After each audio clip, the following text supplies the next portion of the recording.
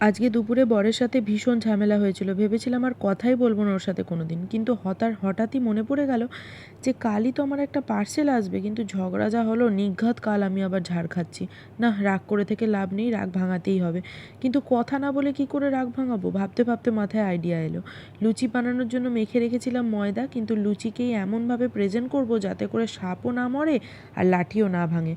তাই লুচির ডোগুলোকে আমি ভালো করে লাভ আকারে সেভ করে নিলাম তেলে ভাজার জন্য।